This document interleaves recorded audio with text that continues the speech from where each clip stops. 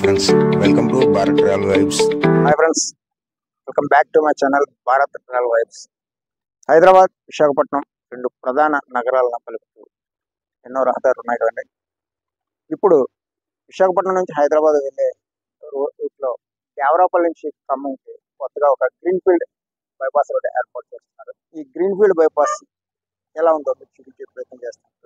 ఇది చెన్నై కలకత్తా హైవే. ఈ హైవేలో దేవరపల్లి జంక్షన్ నుంచి రైట్ తీసుకుంటే కోయిలగూడెం, జంగారెడ్డిగూడెం, అశ్వరావుపేట మీదుగా ఖమ్మం, ఇలా హైదరాబాద్ ఈ రోడ్ని అయితే ప్రజెంట్ యూజ్ చేస్తున్నారు.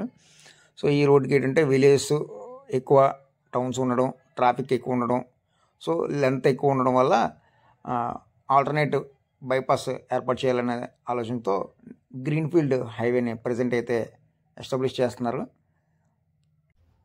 అటు రవాణా రంగం మెరుగుపడడానికి కానీ, ఇటు పబ్లిక్ ట్రాన్స్పోర్టేషన్కి కానీ ఈ ఇప్పుడున్న హైవేకి ఆల్టర్నేటివ్ హైవే నిర్మించడం ద్వారా పబ్లిక్కి టైం సేవ్ అవుతుంది. సో ట్రాన్స్పోర్టేషన్ కూడా బాగా ఇంప్రూవ్ అవుతుంది. కాబట్టి ఈ హైవే నిర్మాణం అయితే స్టార్ట్ చేశారు. ప్రస్తుతం మనం చెన్నై కోల్కతా జాతీయ రహదారిలోని దేవరపల్లి జంక్షన్ అయితే ఉన్నాం.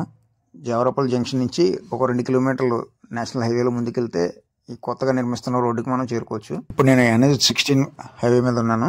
దేవరపల్లి వద్ద ఇది స్టార్టింగ్ పాయింట్ అనమాట. ఈ హైవేకి ఇక్కడ ట్రంపెట్ ఇంటర్చేంజ్ వర్క్స్ అయితే జరుగుతున్నాయి.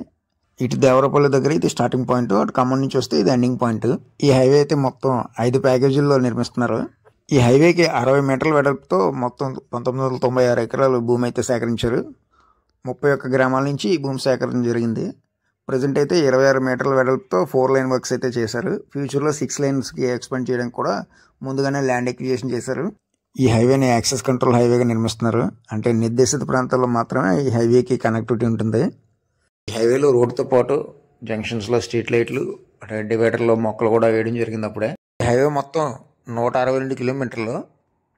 ఈ 162 కిలోమీటర్ల హైవేలో 8 ఇంటర్చేంజ్లు అయితే నిర్మిస్తున్నారు.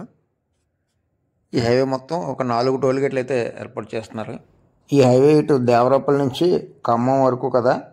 దేవరపల్లి నుండి పొంగుటూరు, దేవులపల్లి, రేచర్ల, వేమూరు, చింతలగూడెం, లింగాల, సోమవరం, దంసాలపురం, వెంకటగిరి నుంచి ఖమ్మం వరకు ఈ హైవేకి సంబంధించి 70% వరకు అయితే కంప్లీట్ అయింది. ఈ హైవేలో మేజరు, మైనరు బ్రిడ్జ్లు 9 వరకు ఉన్నాయి. ఈ హైవేని భారత్మాల పరియోజన కింద నిర్మిస్తున్నారు.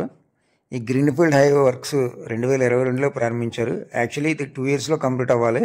ల్యాండ్ ఇష్యూస్, తుఫాన్ల వల్ల వర్క్స్ కొంచెం డిలే అయ్యాయి.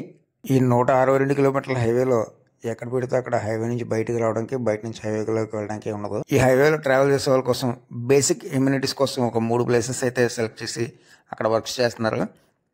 అవి ఎక్కడెక్కడంటే ఎర్రంపేట, ముత్యారం, చింతకాయల, కొత్తగూడెం దగ్గర ఒక్కొక్కటి 4 ఎకరాలు అయితే నిర్మిస్తున్నారు. హైవే మొత్తం గ్రీన్ఫీల్డ్ హైవే, ఎక్కడ ఊర్లతో సంబంధం ఉండదు. పచ్చని పొలాల మధ్య నుంచి ఈ హైవే వెళ్తుంది. దేవరపల్లి వద్ద సింగిల్ ట్రంప్ ఇంటర్చేంజ్ ద్వారా ఈ హైవే NH-16 హైవేలో కలుస్తుంది. ఫ్రెండ్స్, వీడియో చూసి లైక్, కామెంట్ చేయండి, మీ ఫ్రెండ్స్కి షేర్ చేయండి.